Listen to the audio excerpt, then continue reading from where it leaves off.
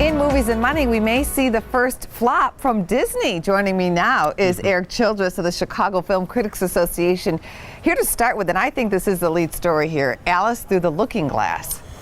Yeah, I mean, the writing was sort of on the wall that when the summer schedule sort of came out, that Alice Through the Looking Glass was not going to be the juggernaut that Alice in Wonderland was. You mentioned that to us. I did, and actually it came in a lot lower than even I speculated it was going to. And this was a movie that I thought was probably going to do maybe half the business worldwide and even in the U.S. of what the original film did, probably even less than that. And now it looks like it's probably not going to do a quarter of the business in the U.S. that Alice in Wonderland did. What do the numbers look like? Well, the numbers actually, I mean, for Disney, this is actually one of those sort of, they can brush it off their shoulder a little bit, considering that with Captain America Civil War, Zootopia, which is just on the verge of crossing $1 billion worldwide, Jungle Book, which is on the verge of crossing $900 million worldwide, this is one of those sort of acceptable losses in a way, and the numbers exactly have not been finalized yet, because there is some international dollars to be made from this. Even if this movie makes only 75, 80 million in the US, if it pulls in a couple hundred million overseas, and it's already done like 65 million, this could maybe not be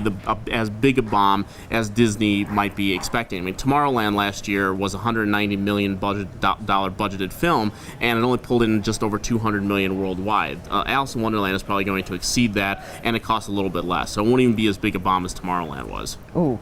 All right. Well, still, that sounds so scant compared to the money they make on these other films. But you said the film just isn't that great. Well, no, the reviews for it were very bad. It was actually probably it actually is the worst reviewed film of the summer so far, of the sort of the major releases we've seen.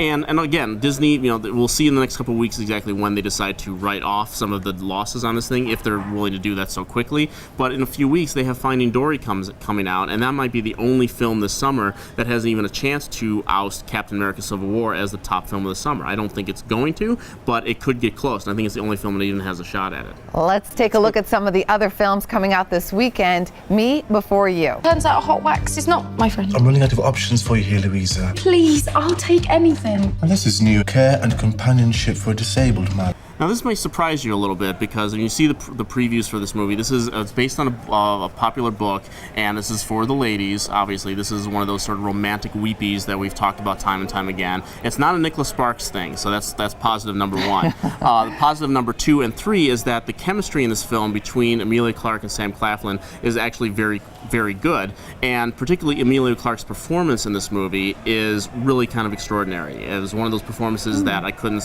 keep my eyes off of. The movie itself is a bit flawed, especially when it's dealing with sort of the bigger issue of the sort of the tragedy, the incoming tragedy that is happening in the film.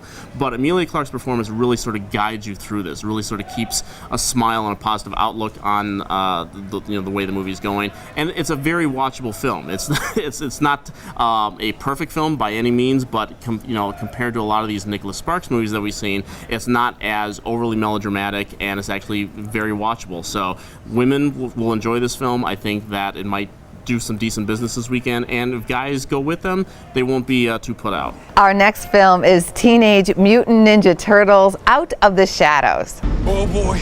We gotta go now. We only have a 30-second window. You know the plan. Dudes? What? He jumped. He jumped! All right, one for all. But wait, you don't ever shoot!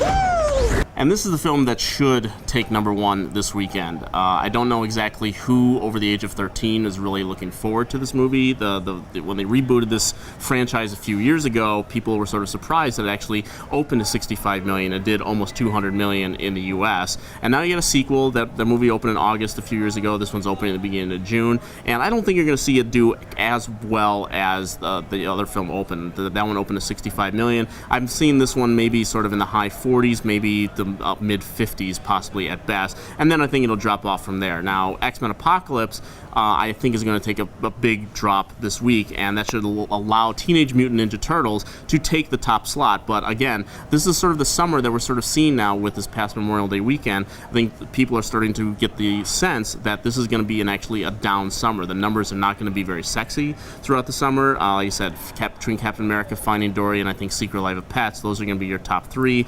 Jason Bourne, things like like that. But Teenage Mutant Ninja Turtles is going to come in somewhere around the the 140, 150 million dollar range. Also coming out this weekend, Pop Star, Never Stop, Never Stopping. Sounds like a satire. It is a satire. It's done by the Lonely Island comedy crew, which is run by Andy Samberg, formerly of Saturday Night Live and currently Brooklyn Nine-Nine. And they did a film some years ago called Hot Rod, which was a really goofy, really stupid movie that I actually quite enjoyed. It's one. Why to does that take a not look surprise at. me, Eric? Because I like goofy, stupid movies that are does. done really well. And I Which thought makes that us one a was. perfect pair because you like movies like Me Before You. no, that one I'm skipping. But I did actually go to the movies over the weekend, and I think you're right. There's not a lot to see in my world. I saw Love and Friendship. It was okay. I wouldn't give it extremely high marks. I'm a big Jane Austen fan. Right. But it was okay. And did very well for a very small release Right. like that. Roadside put this film out and it cracked the top 10. It's done over 4 million. It was entertaining. It was, yeah. Critics have really embraced this film, and Whit Stillman, who's been a critical darling for many, many years, is probably going to have his biggest hit. And this is actually it's good news for Roadside too, who could have used a little bit of a hit after what the Tom Hanks film did a couple weeks ago.